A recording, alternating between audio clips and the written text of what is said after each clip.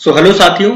और आगे स्टार्ट करने से पहले ही मैं आप लोगों को बता दूं, ये हमारा सुपर फास्ट रिवीजन हो रहा है। सुपर फास्ट रिवीजन जैसा कि मैं मंथली वाइज आप लोगों के लिए लेकर के आता हूं। आप उसे कहते हो one liner revision, question answer की फॉर्म में होता है। डिटेल एक्सप्लेनेशन इन वाली वीडियोस में बिल्कुल नहीं करते हैं। कौन कौन से क्वेश्चन कहां कहां से कवर होंगे, ये सारे इंपॉर्टेंट क्वेश्चन है। पहले तो मैं आपको बता दूं, most very very important question होंगे। जनवरी 2024 से लेके अगस्त 2024 तक के सारे इंपॉर्टेंट और सिलेक्टेड क्वेश्चन ही मैं इसमें कंसिडर करूंगा। उसके अलावा मैंने आपको बता दिया वन लाइनर रिवीजन की फॉर्मेट में होगा ये। स्टार्टिंग में टॉप 50 से कर रहा हूं, जैसे कि इसमें टॉप 50 क्वेश्चन रखूंगा। ये इसका पहला सेट आप समझ लो, सेट नंबर 1। और अगर ये वीडियोस आप लोगों को पसंद आते हैं, इसको अच्छा रेस्पॉन्स मिलता है, तो टॉप 50 से बढ़ा करके इसको थोड़ा ज्यादा कर देंगे। हर वीडियो में फिर 80 क्वेश्चन या फिर 100 क्वेश्चन तक पहुंचा देंगे। तो ऑब्वियसली बात है, टाइम भी फिर बढ़ेगा अगर नंबर ऑफ क्वेश्चन बढ़ते हैं तो चलिए अभी तो टॉप 50 के साथ ही हम इसको स्टार्ट करते हैं। तो आज का सबसे पहला और इंपॉर्टेंट प्रश्न है कि अभी किसने फीस्ट नाम से एक सॉफ्टवेयर को लॉन्च किया है। तो इसका उत्तर क्या होगा? इसका उत्तर होगा इसरो ने। फीस्ट की फुल फॉर्म है finite element analysis of structure. अगला देखते हैं। फिर अगला प्रश्न भी इंपॉर्टेंट है कि अभी 16वें वित्त आयोग का अध्यक्ष किसे बनाया गया है। तो आंसर होगा अरविंद पनगड़िया को।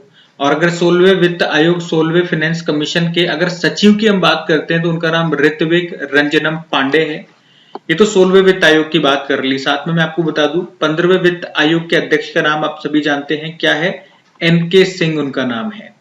तो ये इंपॉर्टेंट नाम रहेगा, इंपॉर्टेंट क्वेश्चन है, ध्यान में रखना इसे। अगला प्रश्न हमारा मिलिट्री एक्सरसाइज से है। अभी एग्जाम में काफी सारे प्रश्न आपको मिलिट्री एक्सरसाइजेस से देखने को मिल रहे हैं। तो देखो इस प्रश्न में क्या पूछ रहे हैं। जनवरी में ये एक्सरसाइज हुआ था भारत और किस देश के बीच में? एक्सरसाइज का नाम है डेजर्ट साइक्लोन एक्सरसाइज। तो याद रखना, यूनाइटेड अरब अमीरात और भारत के बीच में हुआ था ये। और हुआ कहां पे था ये भी मैं आपको बता दूं, राजस्थान में हुआ था। राजस्थान के थार रेगिस्तान में हुआ था ये। और ये 2024 का हमारा पहला एक्सरसाइज है, ये भी मैं आपको बता दूं। अगला देखते हैं। फिर अगला प्रश्न इंपॉर्टेंट है, इसमें 2-3 जानकारी मैं आपको मतलब 2-3 क्वेश्चन की जानकारी एक साथ में दे दूंगा। तो क्या है?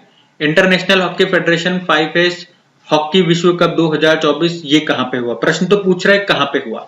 और हम तो देख चुके हैं डेली करंट अफेयर्स वाली क्लास में कि ये हो भी चुका है, जीत भी चुका है। और इसमें एक्चुअली लिखा हुआ नहीं है कि ये मेंस की बात कर रहा है या वुमेन्स की बात कर रहा है।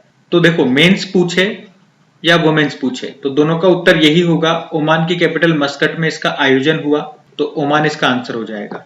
अब देखो अंतर क्या आ जाएगा। अब ये भी अगर आपसे प्रश्न ऐसे पूछ लेता किसने जीता पुरुषों में और महिलाओं में, तो दोनों को सेम ने जीता है। कौन सी टीम ने जीता है? नीदरलैंड की टीम ने जीता है। लेकिन जो उप विजेता है, रनर अप की बात करें तो उसमें अलग अलग है। महिलाओं में रनर अप भारत रहा है और पुरुषों में रनर अप ये मलेशिया रहा है, ये ध्यान रखना। और पहली बार ये हुआ, पहला संस्करण था। तो प्रश्न इंपॉर्टेंट है।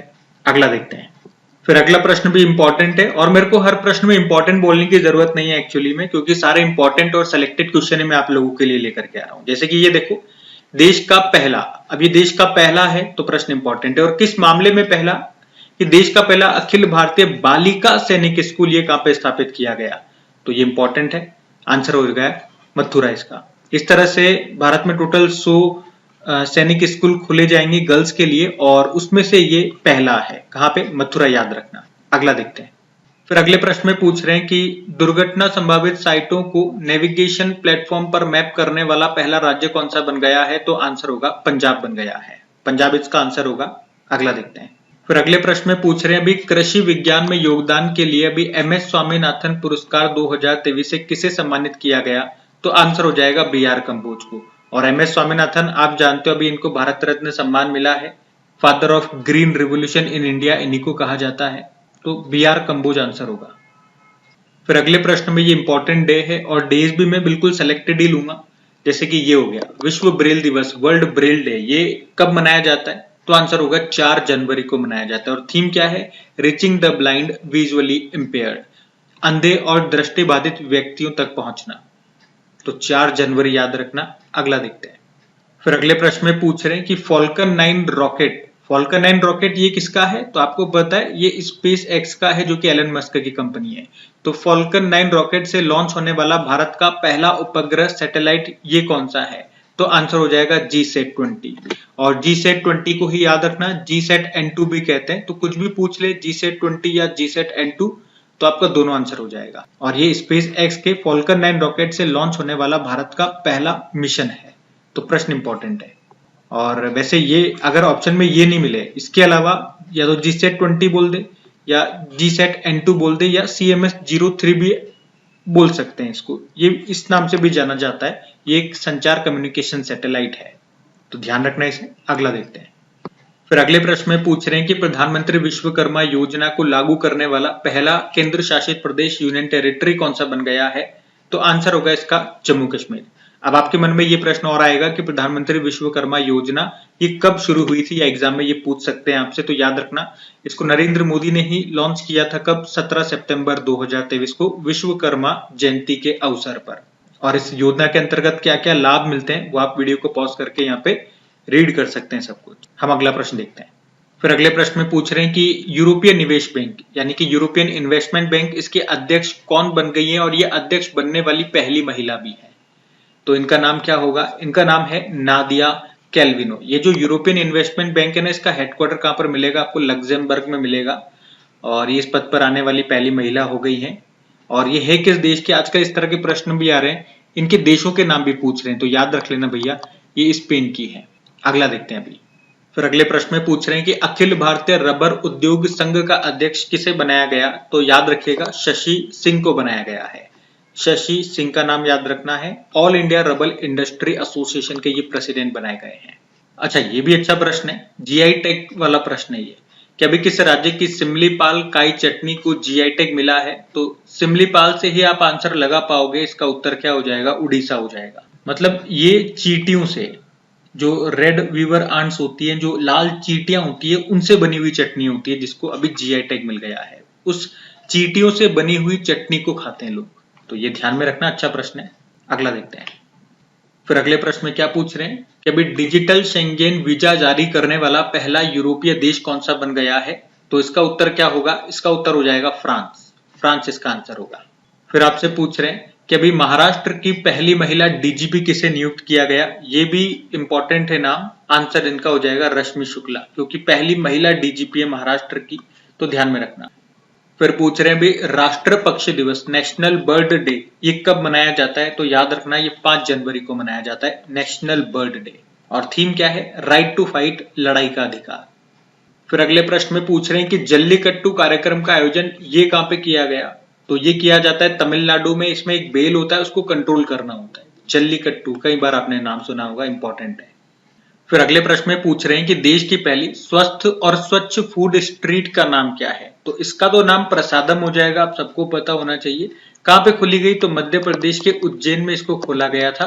किसने इसका उद्घाटन किया था? तो मध्य प्रदेश के जो मुख्यमंत्री है मोहन यादव, उन्होंने इसका उद्घाटन किया था। तो याद रखना, प्रसादम आंसर होगा। अगला देखते हैं। फिर अगला प्रश्न ये अवार्ड से है। तो फिल्मी अवार्ड्स भी प्रश्न एग्जाम में आते हैं इस तरह के। तो ये है 81वां गोल्डन ग्लोब अवार्ड 2024। इसमें पूछ रहे हैं भी किस फिल्म को सर्वश्रेष्ठ पिक्चर ड्रामा का पुरस्कार दिया गया? तो आपको पता है इस बार ज्यादातर जितने भी फिल्मों के अवार्ड्स हुए हैं उसमें एक ही फिल्म छाई रही है, ओपेनहाइमर। फिर भी एक बार मैं इसमें सारे जो भी अवार्ड्स होते हैं, जो 2-4 अवार्ड्स आपको याद रखने होते हैं वो बता देता हूँ। एक तो ये याद रख लेना कौन से नंबर का संस्करण है, 81 नंबर का है। बेस्ट मूवी रही है Oppenheimer. Best male actor Cillian Murphy बोल दो या सिलियन मर्फी, जैसे भी आप प्रोनाउंसिएशन करते हो, ओपेनहाइमर के लिए। बेस्ट एक्ट्रेस लिली है इसमें, इनकी फिल्म के लिए। कौन सी फिल्म है? Killer of the flower moon के लिए। और बेस्ट डायरेक्टर ओपेनहाइमर के ही है क्रिस्टोफर नोलन। यानी कि ओपेनहाइमर से 3 चीजें याद रख लो। ज्यादातर अवार्ड्स में यही चीजें आपको मिलेंगी। बेस्ट पिक्चर यही है, इसी के लिए बेस्ट एक्टर है और इसी के लिए बेस्ट डायरेक्टर है। एक्ट्रेस अलग हो सकती है, जैसे कि इसमें एक्ट्रेस लिली है killer of the flower moon के लिए। तो ये ध्यान रखना। अगला देखते हैं। अच्छा, अगला प्रश्न हमने एक बुक से लिया है। क्या है? संस्कृति के आयाम। इस बुक को किसने लिखा है? तो आंसर हो जाएगा मनोरम मिश्रा। मनोरम मिश्रा ने ये बुक लिखी है। अगला प्रश्न एक बार फिर से जीआई टैग से रखा है। अभी किस राज्य के कोरापुट काला जीरा चावल को जीआई टैग मिला? तो इसका सही उत्तर होगा उड़ीसा। एक्चुअल में उड़ीसा के भी 7 प्रोडक्ट्स को जीआई टैग मिला था। एक हमने देखा कोरापुट काला जीरा चावल, एक लांजिया सोरा पेंटिंग्स, डोंगरिया कोंदशोल, खजूरी गुड़ा, डेक्कनाल माजी, सिमलीपाल काई चटनी ये हमने देख ही लिया था, नयगढ़ कांटे मुंडी बैंगन। तो एक तो ये सबसे इंपॉर्टेंट है, कोरापुट काला जीरा चावल, ये काई चटनी वाला और याद रख लेना, बाकी मैंने आपको सारे एक बार रीड करवाई दिए। फिर अगला प्रश्न आपका योजना से लिया जा रहा है, किस राज्य सरकार ने ST/SC छात्रों के लिए अभी योग्यश्री योजना शुरू की है? तो इसका सही उत्तर क्या होगा? पश्चिम बंगाल। तो कौन सी योजना है? योग्यश्री योजना है, पश्चिम बंगाल ने शुरू की है ST/SC छात्रों के लिए। इसमें क्या होगा? उन्हें फ्री में कोचिंग्स दी जाएगी, ध्यान रखना ये। अगला देखते हैं। फिर अगला प्रश्न इंपॉर्टेंट है और बड़ा सिंपल है, आप सबको पता है प्रवासी भारतीय दिवस ये कब मनाया जाता है? तो आप सबको पता है 9 जनवरी को मनाते हैं प्रवासी भारतीय दिवस के रूप में। फिर अगला प्रश्न देखो कि किस वर्ष भारत ये पहली बार यूनेस्को के विश्व धरोहर समिति की मेजबानी कर रहा है? एक्चुअली हमने देखा ये कर चुका है, तो 2024 में मेरे ख्याल से जुलाई के मंथ में इसका आयोजन हुआ था। और कौन सा एडिशन था इसका? 46 नंबर का था, लेकिन भारत ने पहली बार इसको होस्ट किया। भारत में भी कहाँ पे पूछेंगे तो याद रखना, नई दिल्ली में। यूनेस्को के विश्व धरोहर समिति की अध्यक्षता की है पहली बार भारत ने, याद रखना 46 नंबर का एडिशन था, ये नई दिल्ली में हुआ। फिर अगले प्रश्न में पूछ रहे हैं विश्व हिंदी दिवस ये कब मनाया जाता है? तो आंसर होगा 10 जनवरी को मनाया जाता है। ये सबको पता है, लेकिन थीम जरूर देख लो इस बार की थीम क्या है? हिंदी पारंपरिक ज्ञान से कृत्रिम बुद्धिमत्ता तक, Hindi from traditional knowledge to artificial intelligence. और ये तो विश्व हिंदी दिवस है। एक राष्ट्र हिंदी दिवस होता है, वो हम 14 सितंबर को मनाते हैं, ये भी ध्यान रखिएगा। अगला देखते हैं। अगला प्रश्न हमारा अवार्ड से है, इंपॉर्टेंट अवार्ड है कि तेंजिंग नॉर्गे पुरस्कार 2022 से अभी किसे सम्मानित किया गया? तो इसका उत्तर हो जाएगा सविता कंसवाल। ये एक पर्वतारोही थी, आपको पता है, और राष्ट्रपति द्रौपदी मुर्मू जी के द्वारा ही इनको ये Tenzing Norgay national adventure award 2022 से सम्मानित किया गया। इन्होंने क्या रिकॉर्ड बनाया था सविता कंसवाल ने कि 16 दिनों में माउंट एवरेस्ट और माउंट मकालू को फतेह करने वाली ये पहली भारतीय महिला थी। तो इनका नाम ध्यान रखना, अवार्ड का नाम ध्यान रखना, इंपॉर्टेंट प्रश्न है। अगला प्रश्न हमने लिया है रैंकिंग से और इंपॉर्टेंट है, इसमें 2-4 मैं आपको पॉइंट्स बताऊंगा, वो ध्यान से सुनना, क्योंकि यहां से 2-3 बार एग्जाम में अभी प्रश्न आ चुके हैं 2024 में ही। क्या है प्रश्न? अभी जो स्वच्छता रैंकिंग आई थी उसमें पहले स्थान पे कौन रहा है? तो इसका उत्तर हो जाएगा दोनों, इंदौर और सूरत। अब मैं आपको लिस्ट बताता हूँ वो काम किए। तो हमने कहा इंदौर और सूरत इसमें टॉप रहे हैं सबसे क्लीनेस्ट सिटी के मामले में, लेकिन अगर 1 लाख से कम आबादी में बात करेंगे तो महाराष्ट्र का शाश्वत ये टॉप पर है। सबसे स्वच्छ छावनी बोर्ड में महू छावनी बोर्ड है, राज्यों में महाराष्ट्र टॉप पर है। और सबसे स्वच्छ गंगा शहर में पूछोगे तो वाराणसी और प्रयागराज ये टॉप पर है। सफाई मित्र शहर बताया गया चंडीगढ़ को, तो ये ध्यान में रखना। अगला देखते हैं। फिर अगले प्रश्न में पूछ रहे हैं कि अभी भारतीय नौसेना ने एक अभ्यास का आयोजन किया, मिलन एक्सरसाइज, इसका आयोजन कहाँ पे किया ये पूछ रहे हैं। तो इसका उत्तर हो जाएगा विशाखापत्तनम में। किसने आयोजन किया? भारतीय नौसेना ने, यानी कि एक नेवल एक्सरसाइज है ये, और लगभग 50 देशों ने इसमें हिस्सा लिया था। अगला देखते हैं।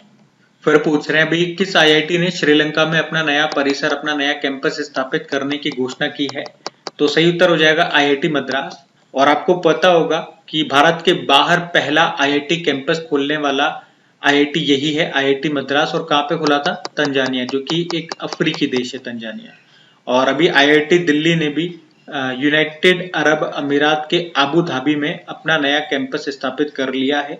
और इसमें पूछ रहे हैं कि श्रीलंका में कौन करेगा? IIT मद्रास ही करेगा, ये ध्यान रखना। फिर अगले प्रश्न में पूछ रहे हैं कि अभी 27वें राष्ट्रीय युवा महोत्सव का आयोजन ये कहाँ पे किया गया? तो याद रखना इसका आयोजन नासिक में किया गया था। अगला प्रश्न स्पोर्ट्स से ले रहे हैं, खेल में भी, खेल कूद से भी बड़े प्रश्न एग्जाम में पूछे जाते हैं। तो क्या प्रश्न है और इंपॉर्टेंट है कि यूनाइटेड कप 2024 का खिताब किसने जीत लिया है? अच्छा, पहले तो हम ये बात कर लें कि इसका संबंध किस खेल से है। तो यहाँ पे इसका संबंध है टेनिस से, TENNIS, टेनिस से इसका संबंध है। तो यूनाइटेड कप 2024 का खिताब। अच्छा, ये और बात कर लें कि इसका आयोजन कहाँ पे हुआ। तो इसका आयोजन सिडनी में हुआ। सिडनी कहाँ पर है? ऑस्ट्रेलिया में है। और इसको फाइनली जीत लिया है जर्मनी ने। जर्मनी ने यहाँ पे किसे हराया? तो पोलैंड को हराया है। तो हमने देखा यूनाइटेड कप 2024, इसका संबंध टेनिस से था। कहाँ पे हुआ? सिडनी में हुआ। जर्मनी ने जीत लिया, पोलैंड को हरा दिया, ये ध्यान रखना है। अगला देखते हैं।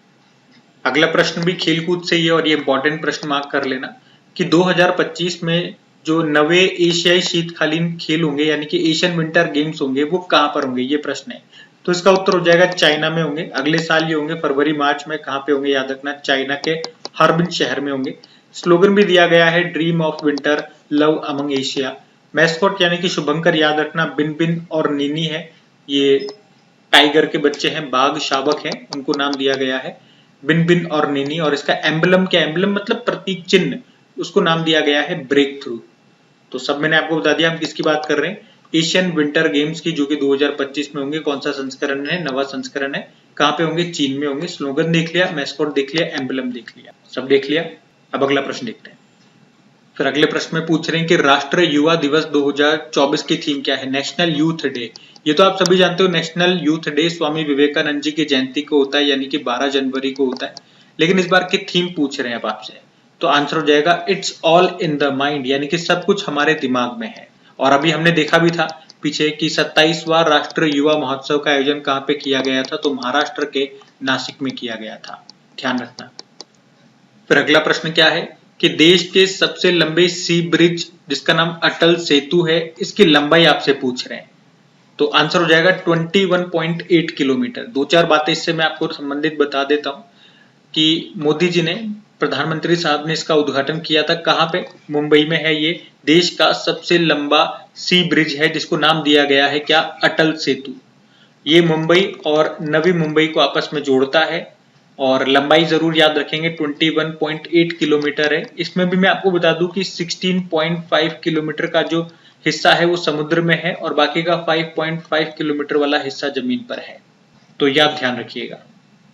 अगला प्रश्न देखो, और ये प्रश्न एग्जाम में पूछा जा चुका है कि असॉल्ट राइफल जिसका नाम उग्रम है, इसका निर्माण किसने किया। एग्जाम में आया था कि उग्रम क्या है, ठीक है। तो पहले हम बात कर लेते हैं उग्रम। तो ये असॉल्ट राइफल है, आपको पता चल गया, लेकिन इसका निर्माण किसने किया, तो डीआरडीओ ने। और ये पूरी तरह से स्वदेशी है, स्वदेशी असॉल्ट राइफल है। इसके रेंज जरूर ध्यान में रख लेना, 500 मीटर इसकी रेंज है। एक बार में 20 राउंड ये फायर कर सकते हैं, यानी कि 20 राउंड की मैगजीन इसमें लगी हुई है। क्या नाम है, उग्रम इसका नाम है। फिर अगले प्रश्न में पूछ रहे हैं कि उत्तर प्रदेश के किस जिले के हनुमानगढ़ी लड्डुओं को अभी जीआई टैग मिला है। तो ये अयोध्या के हैं। अयोध्या से 2 पॉइंट आपको याद आएंगे। अयोध्या जंक्शन को अब अयोध्या धाम रेलवे स्टेशन बोला जाता है और अयोध्या एयरपोर्ट को महर्षि वाल्मीकि इंटरनेशनल एयरपोर्ट कहा जाता है। महर्षि वाल्मीकि जी के नाम पे इसका नाम कर दिया गया। फिर अगला प्रश्न निधन से लिया है कि प्रसिद्ध गायिका थी प्रभा अत्रे, इनका निधन हो गया, उनका संबंध किस घराने से था। तो आंसर होगा किराना घराने से। और इन्हें किस वर्ष पद्म विभूषण मिला था, 2022 में ही इनको पद्म विभूषण, जो कि देश का दूसरा सबसे बड़ा नागरिक सम्मान है, वो इनको मिल चुका था। अभी निधन हो गया इनका। फिर अगला प्रश्न है, वैसे ही सिंपल प्रश्न है ये, आप सभी बता पाएंगे। अंतरराष्ट्रीय ऊंट महोत्सव का आयोजन ये कहाँ पे किया गया। वैसे तो राजस्थान में किया जाता है, लेकिन सारे मैंने यहाँ पे डिस्ट्रिक्ट जो है, जिले हैं, वो राजस्थान के लिख दिए हैं। अब बताओ, तो आंसर बीकानेर हो जाएगा, याद रखना। ये बड़े कंफ्यूज होते हैं बहुत सारे बच्चे ऊंट महोत्सव में, और एक होता है मरु महोत्सव, ये दोनों राजस्थान में होते हैं। और मरु महोत्सव अगर पूछेंगे तो ये कहाँ पे होता है, याद रखना, जैसलमेर में होता है। और ऊंट महोत्सव कहाँ पे होता है, बीकानेर में होता है। ऐसे याद रख लो कि जो ऊंट है वो क्या खाएगा, रेत खाएगा कि बीकाजी के नमकीन खाएगा, बीकाजी के नमकीन खाएगा। और मरु से मरुस्थल, मरु मतलब मरुस्थल, मरुस्थल मतलब रेत ही रेत, जो सबसे ज्यादा कहां पर है, जैसलमेर में। फिर आपसे पूछ रहे अभी किस राज्य सरकार ने युवा निधि योजना को शुरू किया। तो इसका उत्तर हो जाएगा कर्नाटक सरकार ने इसको शुरू किया है, युवा निधि योजना की हम बात कर रहे हैं। फिर अगले प्रश्न में पूछ रहे हैं कि भारतीय नौसेना में शामिल हुआ पहला स्वदेशी स्टार लाइनर ड्रोन ये कौन सा है, क्या नाम है उसका। तो उसका नाम दृष्टि 10 है। और इसका डिजाइन किसने तैयार किया है, इसका निर्माण किसने किया। तो अडानी डिफेंस एंड एरोस्पेस ने इसका निर्माण किया है, जिसका नाम दृष्टि 10 है। क्या है, एक स्वदेशी निर्मित यूएवी यानी कि ड्रोन आप कह सकते हो। फिर अगले प्रश्न में पूछ रहे हैं कि अभी भारत और जापान के बीच में जो सहयोग काजिन एक्सरसाइज हुआ था वो कहां पे हुआ था। तो इसका उत्तर हो जाएगा चेन्नई में हुआ था। एक्सरसाइज का नाम है सहयोग काजिन, आपको पता है भारत और जापान के बीच में होता है, भारत और जापान के तट रक्षक बलों के बीच में होता है। इस बार हुआ था कहां पे, 2024 में चेन्नई में हुआ था। और इसमें भारत की तरफ से ICGS Indian coast guard ship, जिसका नाम है ICGS शौर्य, उसने हिस्सा लिया था। देखो ICGS यानी कि इंडियन कोस्ट गार्ड शिप मैंने आपको बताया, और एक होता है INS, इसका मतलब होता है इंडियन नेवल शिप, जो हमारी नौसेना के पास होते हैं, ये हमारी कोस्ट गार्ड के पास होते हैं। अगला प्रश्न एक बार फिर बुक से है, इंपॉर्टेंट बुक है। The uncommon love the early life of Sudha and Narayana Murthy, इस बुक को किसने लिखा है? तो उत्तर तो हो जाएगा चित्रा बनर्जी ने। तो आप समझ गए होंगे इन्फोसिस के जो को फाउंडर है नारायण मूर्ति और उनकी जो वाइफ है सुधा मूर्ति, उनके ऊपर ये बुक लिखी गई है। किसने लिखी है? चित्रा बनर्जी ने। फिर आपसे पूछ रहे हैं अभी किसे भारत के पहले डार्क स्काई पार्क का दर्जा दिया गया है? तो आंसर होगा पेंच टाइगर रिजर्व को। तो पेंच टाइगर रिजर्व ये भारत का पहला डार्क स्काई पार्क बन गया है। भारत का तो पहला और एशिया का इस तरह का ये 5वां डार्क स्काई पार्क बन गया है। वैसे पेंच टाइगर रिजर्व आपको याद होगा 2 राज्यों में आता है, मध्य प्रदेश और महाराष्ट्र दोनों में आता है ये। और इसी का तरह एक मिलता जुलता प्रश्न है, भारत का पहला डार्क स्काई रिजर्व क्षेत्र ये कहां पे बना है? लेह लद्दाख में, याद रखना। अगला देखते हैं। पर ये भी अच्छा प्रश्न है कि अभी जो पहले बीच गेम्स हुए थे 2024 में पहली बार हुए थे, इसमें टॉप पर कौन रहा? तो टॉप पर तो इसमें मध्य प्रदेश रहा है। लेकिन पहले हम ये बात कर लें, ये जो पहले बीच गेम्स हुए अभी 2024 में, ये हुए कहाँ पे? तो जो दीव शहर है, दमन एंड दीव में जो दीव शहर है वहां पे एक बीच है। भाई बीच गेम से तो किसी बीच में हुए होंगे, तो घोघला बीच है वहां पे, वही इसका आयोजन हुआ है। इसमें टॉप पे मध्य प्रदेश रहा। मध्य प्रदेश ने टोटल वैसे 18 मेडल जीते हैं, जिसमें से 7 गोल्ड है। दूसरे स्थान पे महाराष्ट्र है 3 गोल्ड के साथ, टोटल 14 मेडल इन्होंने जीते हैं। और याद रखना इसका समापन समारोह जो हुआ है वो INS खुकरी पर इसका आयोजन किया गया, समापन समारोह का। तो पहले बीच गेम्स हैं दीव में हुए, दीव के घोघला बीच पे। टॉप पे मध्य प्रदेश है, दूसरे पे महाराष्ट्र है। समापन समारोह INS खुकरी पर हुआ। फिर अगला प्रश्न देखो क्या है, फेस्टिवल से है कि मकर विलक्कू फेस्टिवल उत्सव, इसका आयोजन ये कहाँ पे होता है? तो याद रखना आपको पता भी होगा, केरल में इसका आयोजन होता है। केरल में जो सबरीमाला का मंदिर है वहीं पे मकर विलक्कू फेस्टिवल का आयोजन होता है। ये लॉर्ड अयप्पा को समर्पित है ये मंदिर। तो मकर विलक्कू त्योहार कहाँ पे? केरल में। अगला देखते हैं। फिर अगले प्रश्न में पूछ रहे हैं ग्वाटेमाला के नए प्रेसिडेंट कौन बन गए हैं? तो उत्तर हो जाएगा बर्नार्डो एवरेलो बन गए हैं। ग्वाटेमाला की बात करें, कैपिटल इसकी ग्वाटेमाला सिटी होती है और ग्वाटेमाला क्वटजाल यहाँ की करेंसी होती है। बर्नार्डो एवरेलो यहाँ के प्रेसिडेंट बन गए। फिर अगले प्रश्न में क्या पूछ रहे हैं, नेशनल स्टार्टअप डे ये हमने कब मनाया? कब मनाते हैं नेशनल स्टार्टअप डे? 16 जनवरी को मनाते हैं, याद रखना। पहली बार इसे 2022 में मनाया था। फिर अगला प्रश्न पूछ रहे हैं असम वैभव सम्मान, याद रखना ये असम का सर्वोच्च नागरिक सम्मान है असम वैभव। और ये अभी किसे दिया गया? रंजन गोगोई को दिया गया है। रंजन गोगोई साहब कौन है? तो ये भारत के पूर्व चीफ जस्टिस ऑफ इंडिया हैं। कौन से नंबर के? 46 नंबर के चीफ जस्टिस ऑफ इंडिया थे ये, और अभी इन्हीं को असम वैभव सम्मान के लिए चुना गया। फिर अगले प्रश्न में पूछ रहे हैं ग्लोबल फायर पावर के अनुसार मिलिट्री स्ट्रेंथ रैंकिंग 2024 में भारत कौन से स्थान पर है? तो भारत 4थे स्थान पर है। मतलब ये बताता क्या है? ये बताता है कि किस देश की सेना कितनी शक्तिशाली है। तो जैसे भारत 4थे स्थान पर है, इसका मतलब ये हो गया कि भारत के पास दुनिया की 4थी सबसे शक्तिशाली सेना है। इस लिस्ट के अनुसार बात कर रहे हैं। पहले स्थान पे इन्होंने अमेरिका को रख दिया, दूसरे स्थान पे रशिया को रख दिया, तीसरे स्थान पे चाइना को रख दिया और चौथे स्थान पे भारत को रख दिया। फिर अगला प्रश्न क्या कह रहा है कि भारत और किस देश के बीच में अभी पहला नौसैनिक द्विपक्षीय अभ्यास जिसका नाम अयुध्या है, इसका आयोजन किया गया? तो इसका उत्तर हो जाएगा थाईलैंड। भारत और थाईलैंड के बीच में पहली बार ये एक एक्सरसाइज हुआ है, अयुध्या नाम है। ये एक नेवल एक्सरसाइज है। अगर पूछेंगे हुआ कहाँ पे, तो हिंद महासागर में इसका आयोजन हुआ है। ये जरूर ध्यान में रखना। थाईलैंड की कैपिटल होती है बैंकॉक, थाई बहत यहाँ के करेंसी होती है और श्वेता थाविसेन यहाँ के प्रधानमंत्री हैं। फिर अगले प्रश्न में पूछ रहे हैं कि धानु यात्रा त्योहार इसका आयोजन कहाँ पे होता है? तो याद रखना उड़ीसा में होता है।